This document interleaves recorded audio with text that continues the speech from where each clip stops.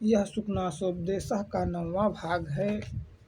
आप लोगों के लिए हम 8 भाग तक डाल चुके हैं अपने चैनल पर, आप उसे देख सकते हैं।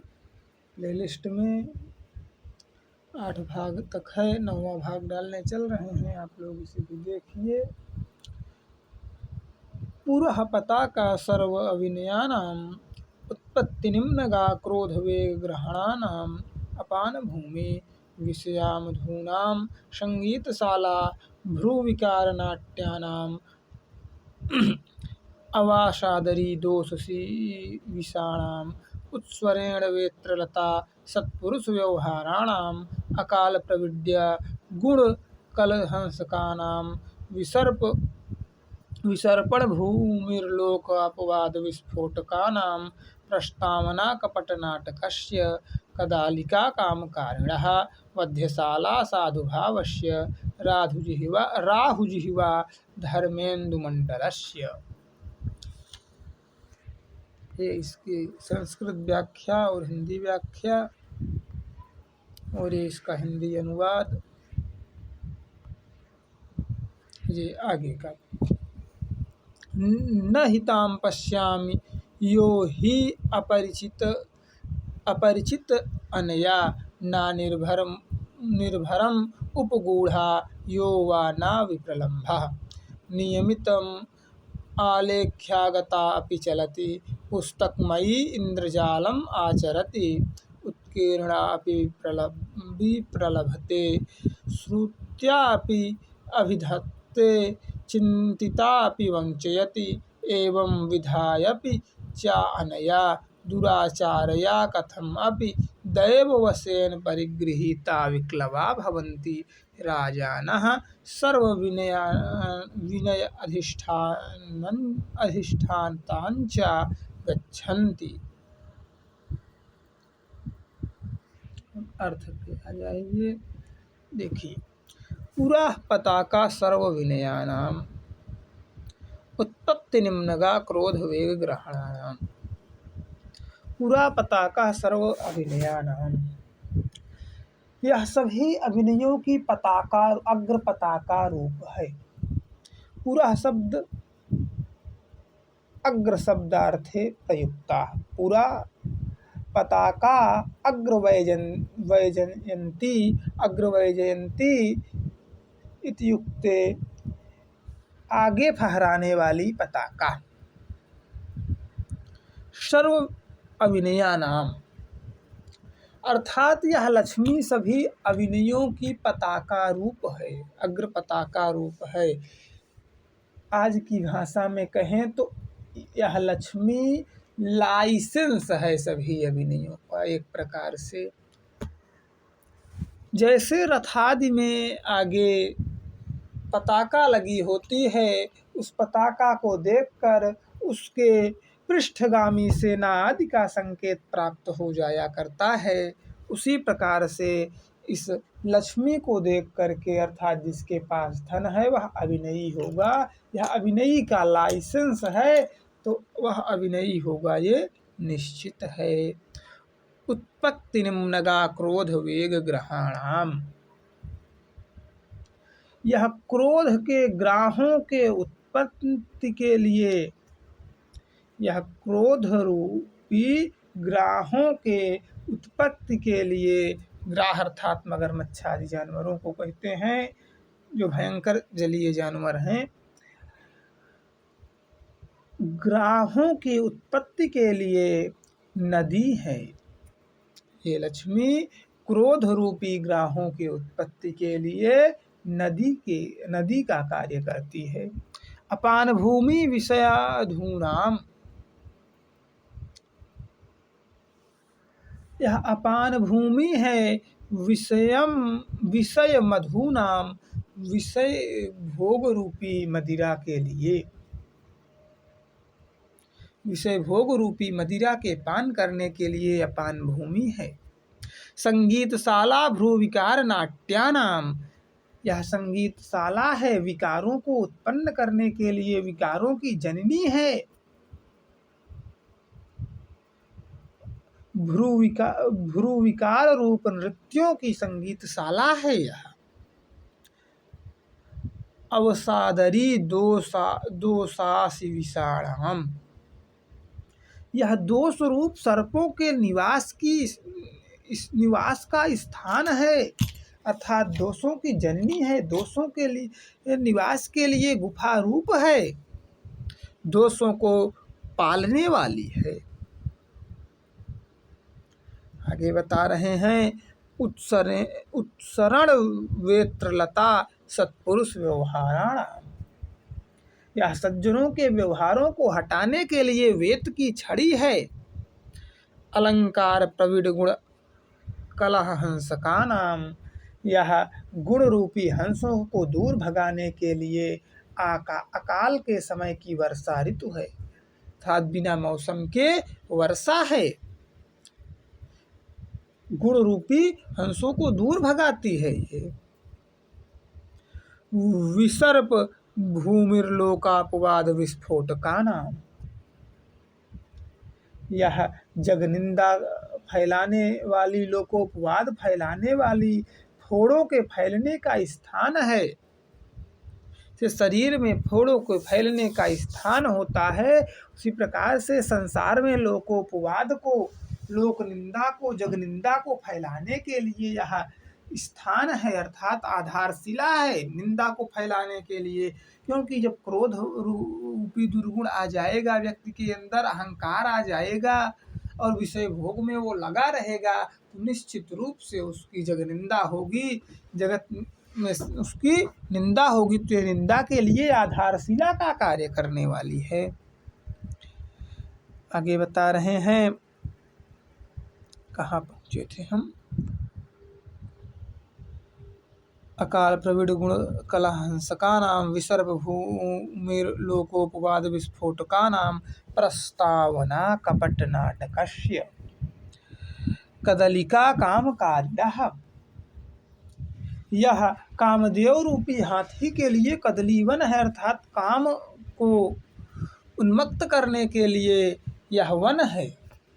कदली वन इसलिए कहा गया है क्योंकि केले का जो वन होता है, हाथी को उसमें ज़्यादा आनंद आता है, क्योंकि उसे आसानी से वह उखाड़ कर फेंक सकता है। इसी प्रकार से यह कामदेव के फैलने के लिए, अर्थात काम को बढ़ाने के लिए यह वन के समान है, अर्थात जिसके पास धन है उसके अंदर काम आदि दोष अपने आप आ जाते हैं। सज्जनता की हिंसा भूमि है, अर्थात सज्जनता को नष्ट करने वाली है, कदलिका कामकारिणः, ठीक। सज्जनता की हिंसा, वध्यशाला साधु स्वभावस्य, साधु स्वभाव की वध्यशाला अर्थात हिंसा भूमि है। राहु जिह्वा धर्मेंदु मंडलस्य, और यह चंद्रमंडल के लिए राहु की जिह्वा के समान है। धर्माचरण रूपी चंद्रमंडल के लिए राहु की जिह्वा के समान है।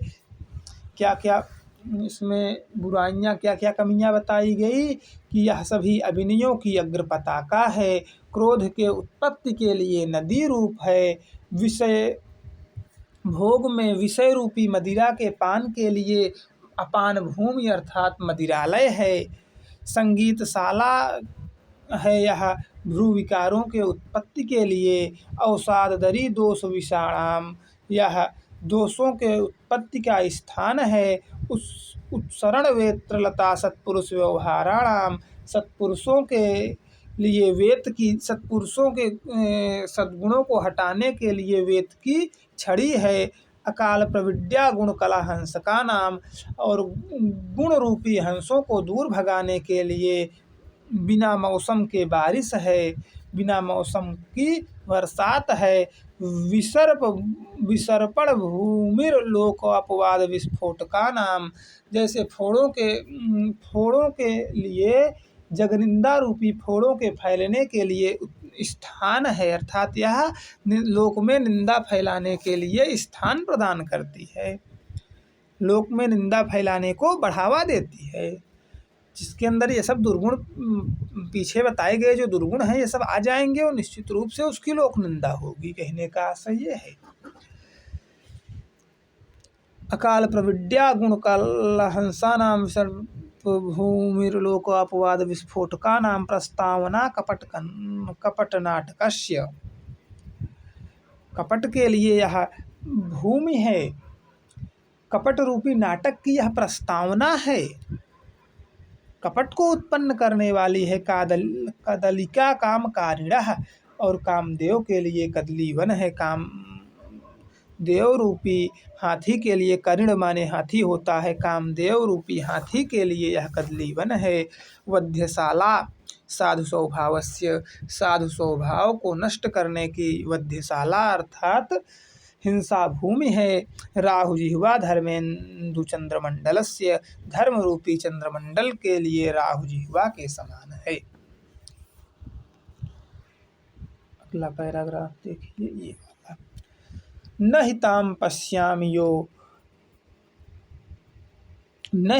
पश्यामि, मैं ऐसे किसी व्यक्ति को नहीं देखता। यो अपरिचित अनया न निर्भर मुपगूढ़ः, जो इससे अपरिचित होता हुआ भी, ऐसी अपरिचिता होती हुई भी इस लक्ष्मी से गाढ़ालिंगित नहीं है और ना ठगा गया है।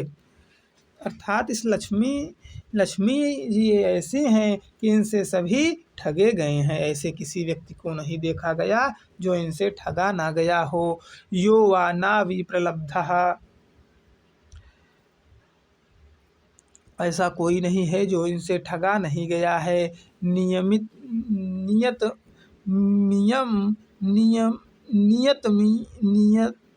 इयम् आलेख्यतागपि चलति, यह लिखी गई हुई भी यह चली जाती है। चित्र लिखित होने पर भी यह निसंदेह छोड़कर चली जाती है। पुस्तकमयी इंद्रजालम आचरति, यह पुस्तकमयी होते हुए भी पुतली जैसी छोड़ करके चली जाती है। यह कला काष्ठादि पर लिखे होने पर भी, चित्रकला कर देने पर भी, मिट्टी और काष्ठादि पर लिख देने पर भी यह चली जाती है। उत्कीर्णम अपि, अर्थात उत्कीर्ण की हुई भी यह विप्रलभते, अर्थात चली जाती है, छोड़ करके चली जाती है। और आगे श्रुता अपि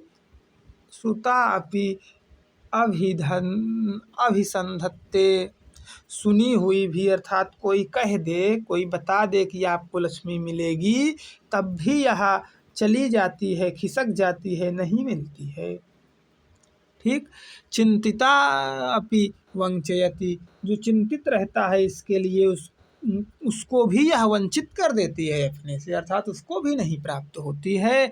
एवं विधायपि चा अनया दुराचारया कथम अपि दैववशेन परिगृहीता, इस प्रकार से यह होती हुई भी दैववश, इस दुराचार से युक्त इस लक्ष्मी को कोई पा भी जाता है, जब कोई राजा पा जाता है, विक्लवा भवन्ति राजानः, तो उसी में वह विकल हो जाता है, विह्वल हो जाता है। सर्व अभिनयानाम अधिष्ठानं च गच्छन्ति, यह सभी अभिनयों का अधिष्ठान है, अर्थात वासस्थान है, और इस प्रकार से वे सभी अभिनयों के वासस्थान के शिकार हो जाते हैं। और ये लक्ष्मी छोड़ करके अन्यत्र चली जाने वाली है, यह उनको छोड़ करके चली जाती है। यह ना किसी की थी, न किसी की है, और न भविष्य में किसी की रहने वाली है।